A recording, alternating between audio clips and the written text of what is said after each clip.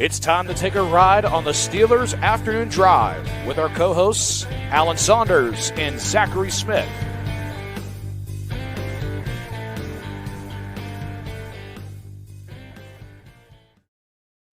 Welcome into another episode of Steelers Afternoon Drive. I'm Zachary Smith. That is Alan Saunders, and it's the best day of the week. It's Friday. It's Friday with DB.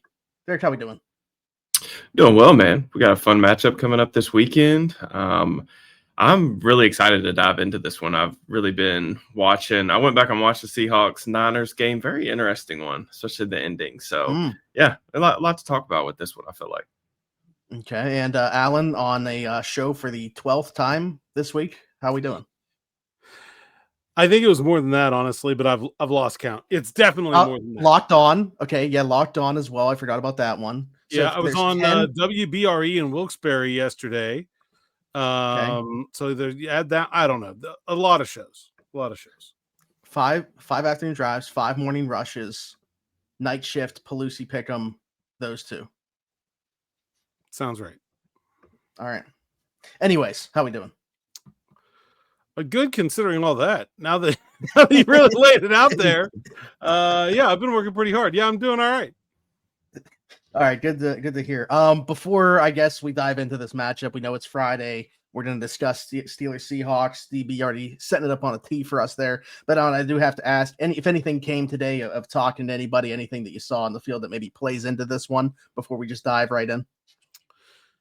Yeah, I mean, no Joey Porter Jr. Nick Herbig said he's going to go. I think everything was sort of trending toward. Other than that, talked to Jalen Ramsey, TJ Watt, Alex Highsmith around the locker room today. Nothing like I feel like we have to talk to. Maybe if it comes up, I'll share some anecdotes there, but pretty standard stuff on a Friday. Okay.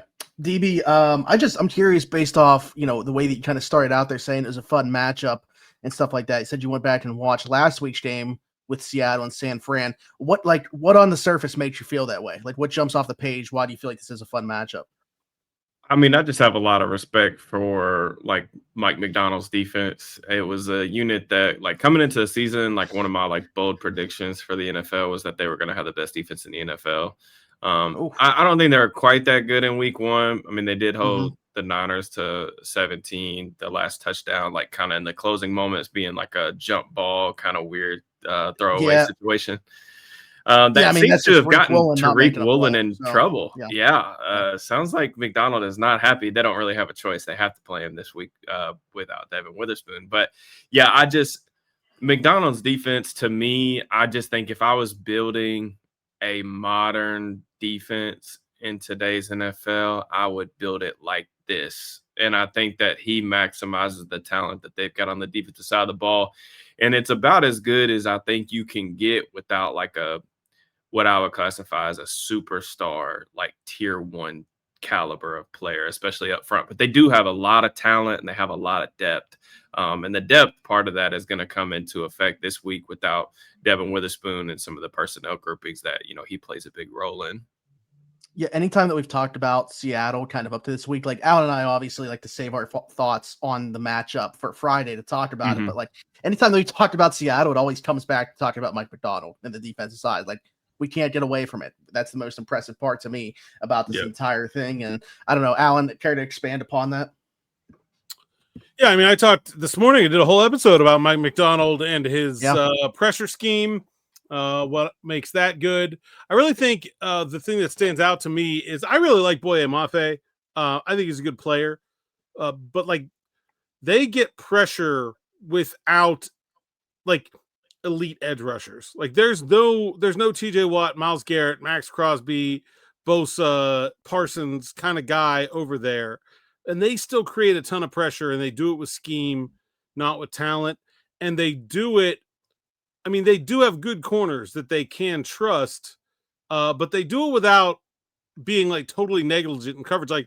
Brian Flores does some of those things, and I'm just they're just not covering anybody if they don't get home. They're in big trouble. I feel like Seattle does a really nice job of bringing pressure, but doing it schematically and still being able to cover up on the back end. We'll see how well they're able to do that without Witherspoon. I know Woolen hasn't been playing well. I know Love is hurt. Eman Warrior's not going to play. That's starting to pile up there in the secondary. for sure. So obviously we've talked about that kind of being, a big strength of theirs, obviously, what they can do on the back end, like having the players there. And then obviously with just McDonald's mind and his ability to draw up the pressure and stuff like that with the players on the front end. But because of those injuries, I mean, DB, when you look at this defense, what is the way to attack it if you are Artie Smith in this offense? Yeah, it's really tough because I think there are, they play a ton of quarters. So or at least they did last week. And I know that's kind of the thing that I think makes McDonald really difficult to play against is he just has a really good beat on like how opposing offenses are trying to attack now with all these like condensed formations. That's something I'm actually going to try to write about in the morning for the site. Just some of the stuff that he was throwing at the Niners to kind of mess with some of their play action game. The play action game was a huge part of the Steelers offense, like their best part of the Steelers offense last week. And that was really a nice, pleasant surprise. I feel like for a lot of people that have watched that element of the Steelers offense struggle for so many years. But I think the real secret sauce is that everybody knows about McDonald being the simulated pressure guru. But I just think his ability to kind of shape shift based on whatever's needed in opponent. Like they can mix and match coverages. They have a lot. You can just tell that their scouting department is really in line with their coaching staff, which I think you could tell, even though those guys haven't been there for a long time. They have a lot of just really smart players. Like Witherspoon, I feel like is really the perfect kind of encapsulation of that. And just how he's adapted to the scheme, their safeties are really versatile guys that can play a lot of different techniques and assignments. So I think that's just the biggest thing. But you can get after them a little bit in terms of they will allow some short passing game stuff, like Christian McCaffrey. They got him involved last week in the receiving game. Another thing that they do is whenever they don't play a ton of man coverage, certainly not as much as the Aaron Glenn Jets do. But one of the things that they do is they typically match up tight ends with their safeties, and they like to keep their middle linebacker as the hole player when they go cover one. But the safeties are oftentimes playing from that too high quarters shell, so you get a lot of space to work with. And the Niners were able to kind of take advantage of that a little bit. Probably would have been a bigger part of their game plan if Kittle didn't get hurt. But yeah, underneath passes, some of the stuff at the tight ends, and you've got to be willing to throw with some anticipation over the middle of the field. That's going to be the key to see with Rodgers. I have a great answer to this question. I was going to say, I need to hear it. I talked to Mason Rudolph about this back in training camp. I said, when the Steelers go heavy with Jonnu Smith and Pat Freiermuth out there as tight ends, but as primarily receivers, what did that do to defenses? And Rudolph kind of dodged the question, and then I pushed him a little bit, and he said, it makes defenses be simple. Nobody has 14 blitzes drawn up for 13 personnel. They just don't see it as much. You get people out of their bag and into simple defense when you go heavy. And then when you look at the way this defense lines up, I think they're off-ball linebackers and their safeties that you might be covering a tight end with do not match up with what the Steelers have at tight end. And like DB said, Kittle gets hurt in that game. I think he'd be a bigger difference maker if he hadn't. I think the Steelers tight ends are going to be the driver of the offense in this game. Not that they won't feed DK Metcalf, because they will. But I think if you're Arthur Smith and you look at this as a schematic structural problem, I think the tight ends are the answer. The way you beat what Seattle wants to do to you. Don't make Aaron Rodgers hold on to the ball long. Get those guys open in the underneath areas. Get Jonnu Smith the ball in his hands with green grass in front of him and let him use his athleticism. I think that's a really, really good way for the Steelers to attack this defense. Wow, and it sounds like, your thought there was more of a schematic thing, because I was going to ask, if the opinion of the way to attack them changed at all based off no Devin Witherspoon, and it looks like, no Nick Imanwari, and probably no Devin Witherspoon, or if that even taken into equation, if they had those guys, that's just the way to attack this defense anyway. I think even more so, because I think without Devin Witherspoon, you can almost assume that DK Metcalf is getting double teamed. They don't have anyone that they should feel like they can trust to single cover him. Yeah. DB, does that play into your answer at all, or that would have been your answer regardless? Yeah, I mean, I just think that with like Woolen is one of those like really polarizing figures. I feel like at the cornerback position, like there's a lot of Mhm. splash, but like he will give up some big plays too. It's like the good is really, really good, and then the bad is kind of like really frustrating, which is like kind of what you saw. The And Deron Bland school of thought yeah, from kind Ike of. whatever Taylor. that was. Yeah. Woolen is like, but if you really like look at like some of the coverage numbers and like the separation numbers and the tight window percentage and everything, like Woolen's a lot better than that caliber of player. It's just I think that McDonald is like a really demanding coach, to say the least. And I think that's a good thing for them. But Mhm. definitely like I have a bold prediction for later in the show about like what they're going to do with that. But yeah, I mean, DK is going to get his opportunities. We know like he's going to be the main driver in this offensive passing game. But I think, this could be a situation where they want to get the tight ends a little bit more involved than they were last week after the receivers kind of stepped up along with Calvin Austin. Is there, DB, when you go back and look at the Steelers' run game from week 1 to week 2, and then you said Nothing you good. watched obviously Seattle, okay, and then you go back and watch Seattle against San Fran. Should there be a reason to think that there is some signs of hope there that this is the week? I don't think it's going to be the week. I think if the Steelers are going to win this game, I mean, it needs to be better than it was last week for sure. Mhm.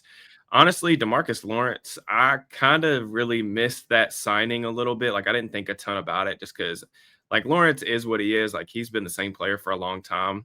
But I think Mhm. he had one of the best run defensive performances last week in week 1 that I have seen in quite some time. I mean, he was an absolute monster. So Mhm. and you just go like we'll talk about the Seattle offense, but you also think about like that defense faces a Kubiak offense that is heavy, like outside zone, wide zone, in Mhm. practice every day too. So I do think they're pretty tough. They're going to be pretty tough to run the football against. I don't think they have like great matchups, especially at the tackle position. I'm extremely worried about Broderick Jones after like Allen pointed out Boye Mafe last week, and that wasn't as much against like the run, but he dominated Trent Williams, and Broderick Yeah. is not Trent Williams at least right now. So Maybe some of the passing stuff that could be extensions of the run game will come up in my bold prediction later for part of this, but they did some cool screen stuff.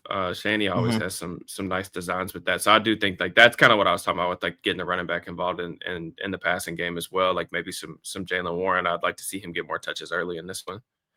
Yeah. Um, Alan, I'll start with you to flip sides here, talking about the Seattle offense going against the Pittsburgh Steelers defense. Steelers defense across the board, every time that you've talked to somebody this week, pretty much said that was not a performance that they can have.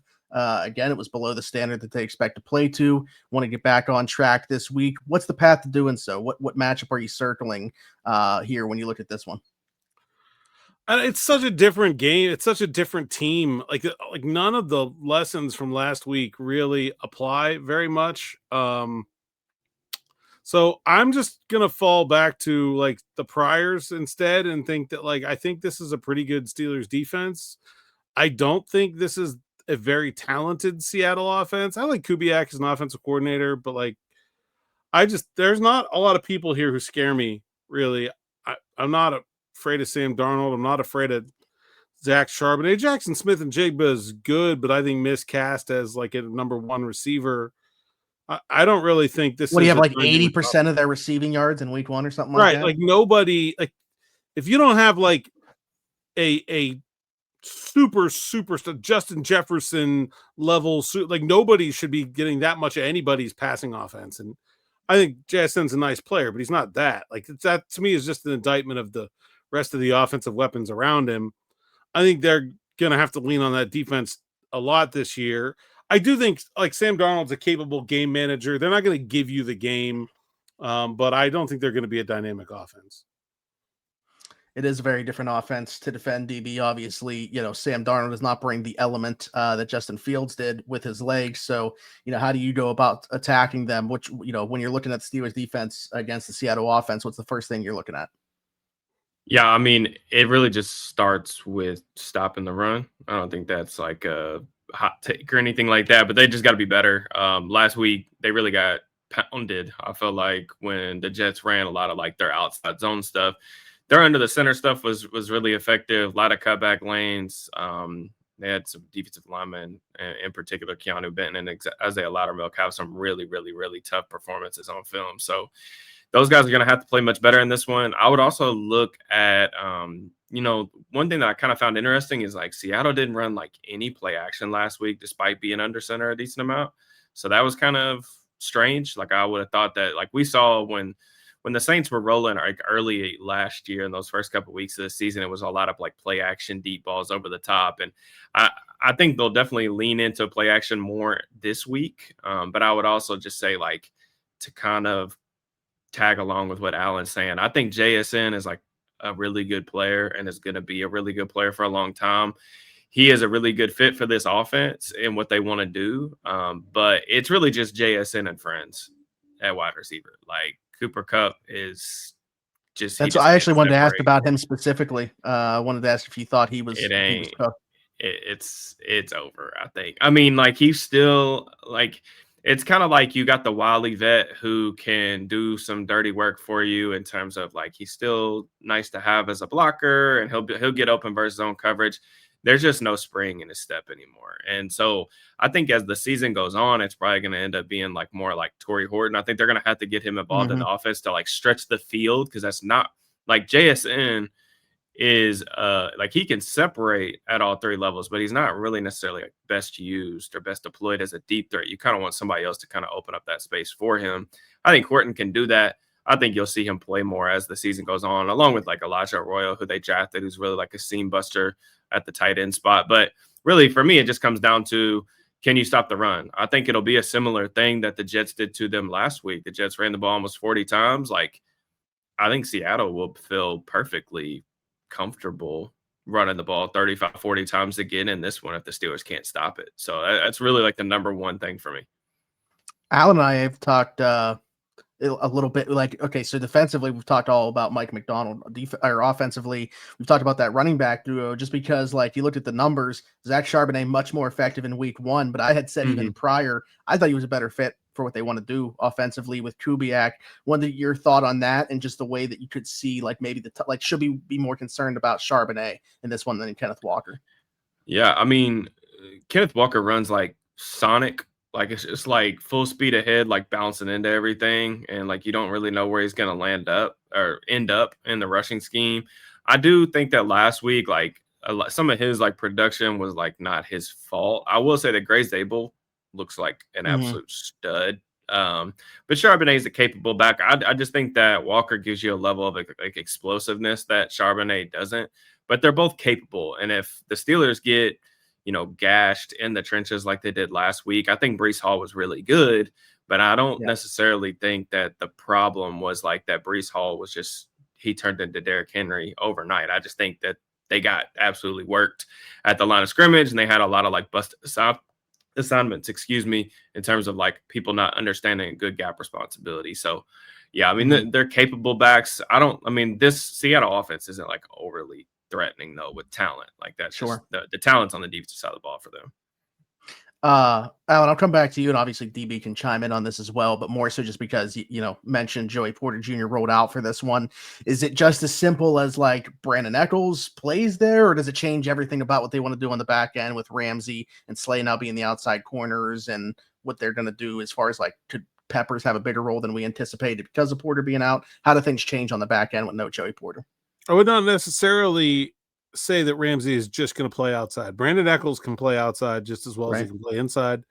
I think Ramsey will go where they want Ramsey to go. I don't think they'll feel a need to put him outside because Porter's not there. I would expect Ramsey on JSN most of the time, because kind of wasting him any other way, but we'll see. I also think Seattle is going to play more 12 than they did last year. They did in the first game.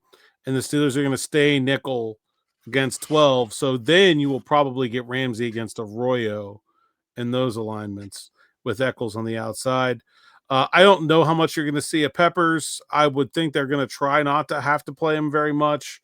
It's a bad situation to put somebody in, but he's there if they need him. I think they really trust Chuck Clark against the run. And like DB said, that's the whole job here anyway. especially at the strong safety position. I think the real question with Chuck Clark is if he could back up Juan Thornhill. I was a little worried about that. I think he can play in the box just fine, and as long as Ramsey's covering Arroyo, I'm not afraid of who's their other tight end, Barnett. I don't know. AJ Barner out of Barner, Michigan. yeah. The blocker.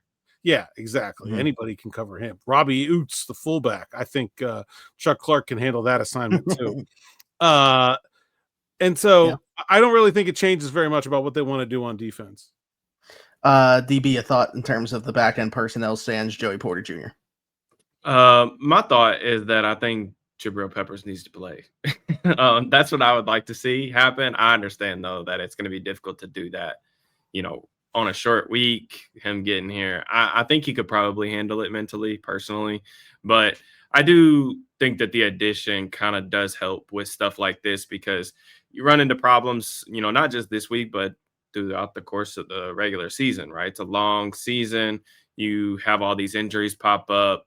Peppers is nice because he doesn't necessarily have an A+ type of trait, but he can do a little bit of everything. He's much better in the box and attacking, but you can play him in the slot especially on early downs or late downs, where you're playing a lot of zone coverage. You can play him in the box on early downs to where he can really trigger hard for you downhill, and you can use him as a blitzer too. So I just think he brings more than a guy like Chuck Clark does. I think that'll probably become more and more evident the longer he's here.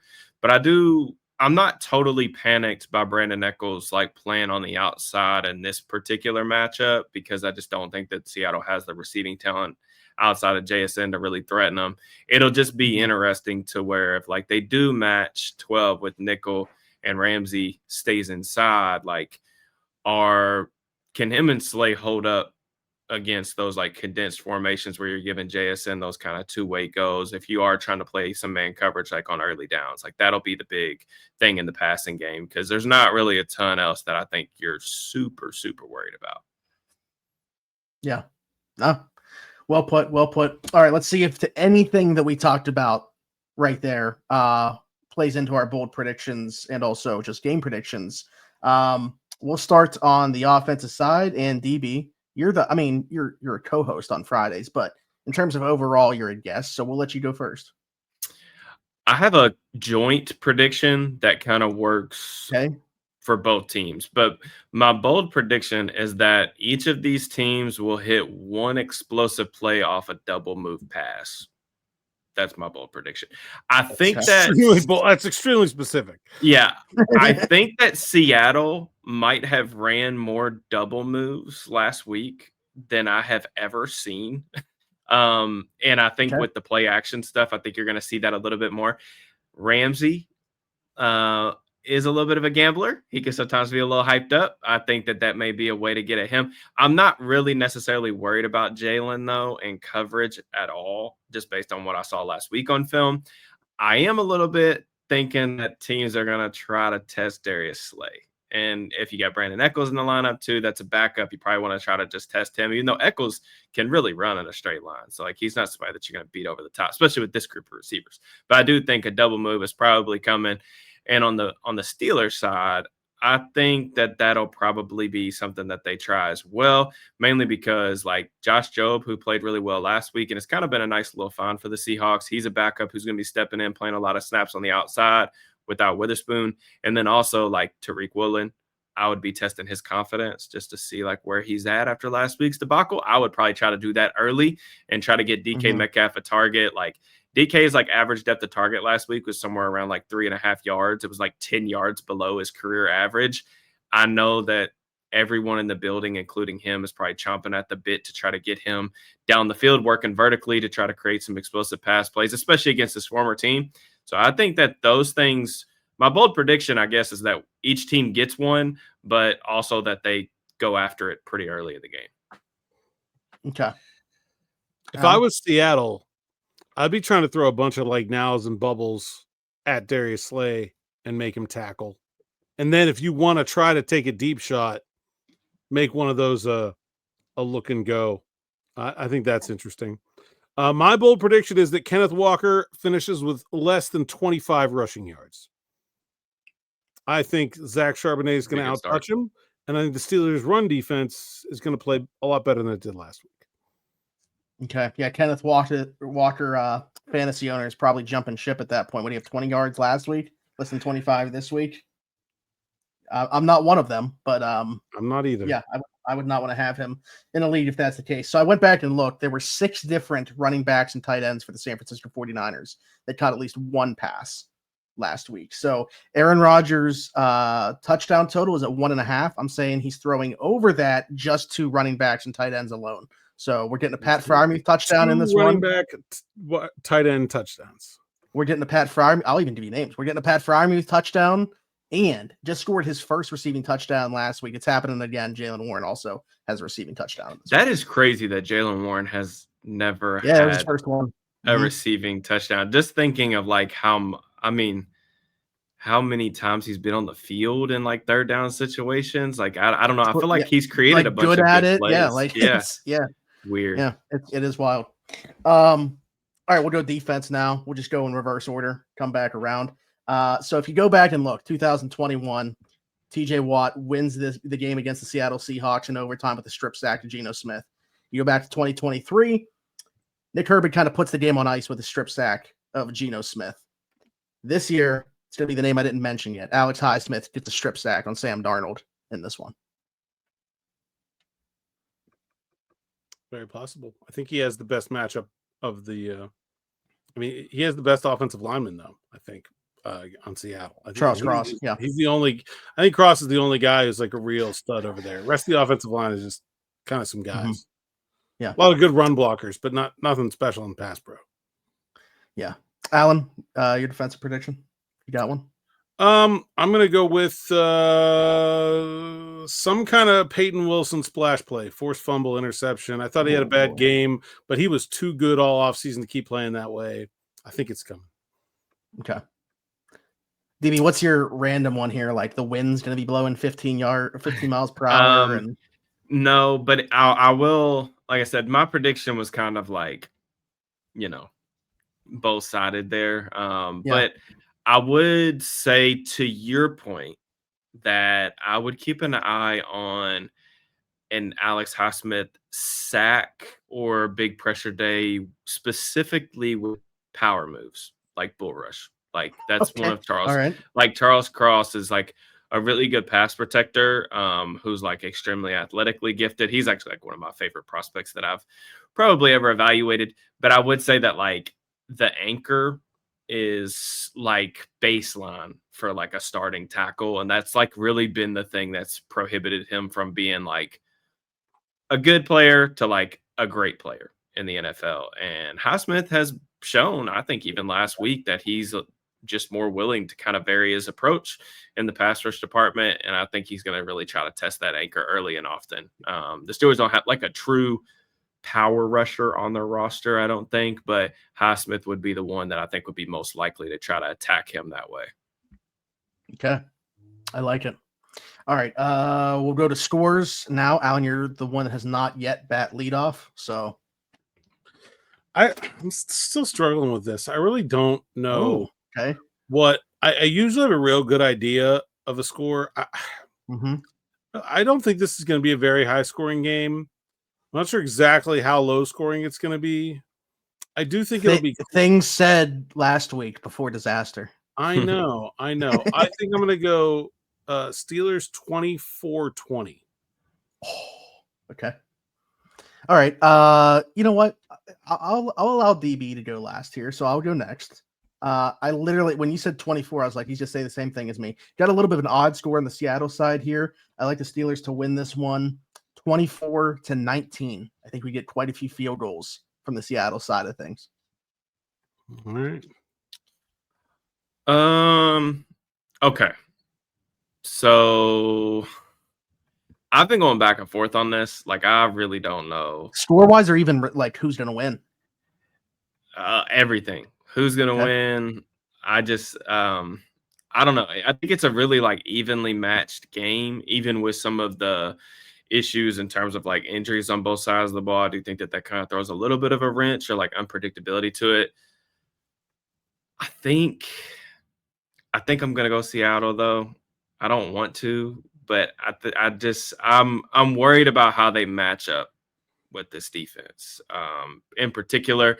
And just the Steelers, I don't know. They're going to have to prove it to me when it comes to like being able to stop the run. I don't want to overreact to last week, but I think that some of these themes were actually like present last year too. And I'm just to the point where I got to see it before I'm willing to kind of buy into it. And I just think that the left side, specifically of the offensive line, played really well for Seattle last week in the run game. And I think that they'll be able to control the game like that. I would say it is going to be low scoring though. Like I'm thinking 17-16 Seattle. I know the Steelers are really good in one-score games, so it's always kind of tough. I feel like it's impossible for the Steelers to lose by one because you can line up Chris Boswell for like an 80-yard. I know, man, dude. So he's so freaking good. Like every game I turned on this Pat, like last weekend, you got teams just everywhere blowing games with their kicker. Even like last night, watching that Packers, 3 misses. Yeah, the Packers Commanders game. You had a bunch of like misses in that one. It's just like every time Boz goes up to kick one, I just feel like the entire fan base just has a steady heart rate. And, I'm pre-typing tweets. Yeah, he's a cold-blooded killer, man. So yeah, I think that's one of the weapons that they have in this one. But I do think it's going to be a interesting matchup for sure. Will definitely be a fun one to watch on film next week. So hopefully I'm wrong with that prediction, but I am going to take Seattle. Real quick, last thing then, just because I normally wouldn't have a follow-up there. I'm just because you are the one going against and it's 2-1 here. How do they lose this game? What's the reason the Steelers lose this game if they lose this game? Two big things. Not being able to protect Rodgers, I think, is a big one. Like when Rodgers tried to play, like basically what the Steelers offense is doing right now is it's like art stuff in week 1. It's only one game, so small sample size. The early down stuff is art. The later down stuff is like Aaron stuff, right? So that's how they're trying to play. Aaron had a tough time McDonald definitely got the better of him last year when they tried to play his way. And I just think with the way that he understands like how to attack this specific kind of like zone and boot type of offense is going to be kind of problematic and take away some of their easy buttons offensively. I am extremely worried about the pass protection. Would be one. Seattle led the league in pressure rate last week, even though they only had 1 sack. Just being able to keep him and like Broderick, we'll see. I just wrote a big piece on Broderick Jones for the site, so if you guys want to go and read that, you can. But that, and then just on the other side of the ball, like I don't think much of the Seattle offense. That's why I only have them scoring 17 points after the Steelers just got shredded last week by the New York Football Jets. But I do think that the zone run game is an issue for the Steelers defense. So we'll see. Okay. All right. Fair. Good stuff. We'll get out of here. Any closing thoughts? I don't know. Anything else to say, Alan? Get in the van. All right. DB, tell people they find you. Yep, at Steelers_DB on Twitter and YouTube. You can find all my written work at SteelersNow.com. There you go. Alan?